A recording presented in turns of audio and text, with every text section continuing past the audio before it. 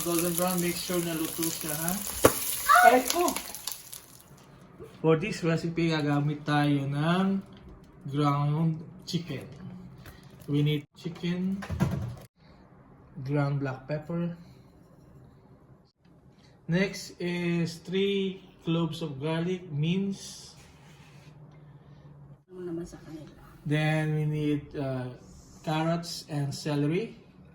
So 1/4 cup. 1/4 cup of each. Half cup of cooked corn. Half teaspoon of sesame oil. If you want to make it more flavorful, you can add more sesame oil. 1 large egg. Tablespoon of chicken powder. This is optional. Half cup of all-purpose flour.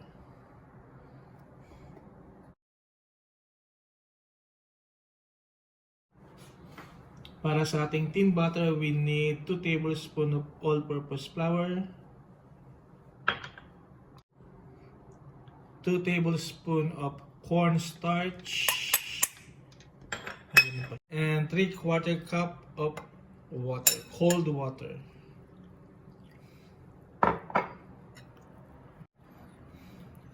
And mix lang hanggang matunaw yung ating flour and cornstarch.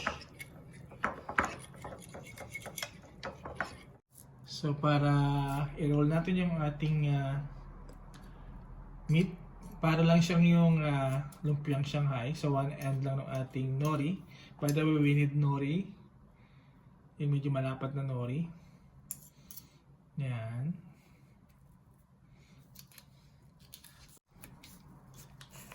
Okay. Pwede nyo i-transfer yung mixture sa piping bag para mas even yung inyong size ng inyong roll. Yan. Roll lang. And then yung edge ay inyong pahiran ng bumuha na kayo ng sa ating ginawang tin butter. Kuha kayo doon. Yun ang ibabrush nyo. Pero mamaya may purpose pa din yung tin butter natin. And then gawin natin sa mga susunod pa.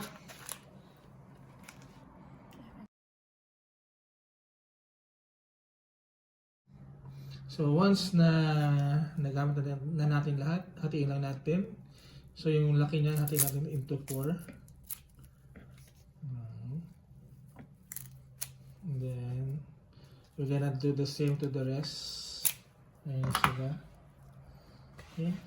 And then we'll be back pag niluluto na. So dip natin sa tin butter na ginawa natin kanina. Deep fried natin siya. Oh!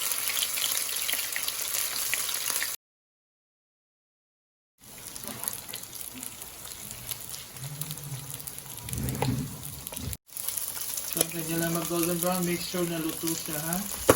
Aray ko! Test.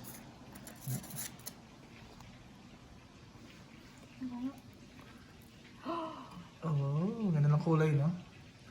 Make sure na luto yung loob, no? Mix this natin with the ketchup or your favorite dip.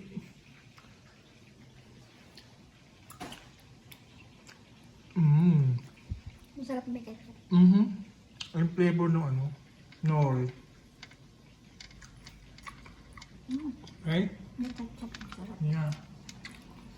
Diba kayo na guys? Nag-enjoy na si Madam. Okay guys, subukan nyo na. Another recipe na pwede natin yung gayahin. Na pwede nyo gayahin. At uubusin na namin to. At is a little healthy kasi yung chicken ng mga chicken breast yun, ha? Yung means chicken. Okay guys, bye na.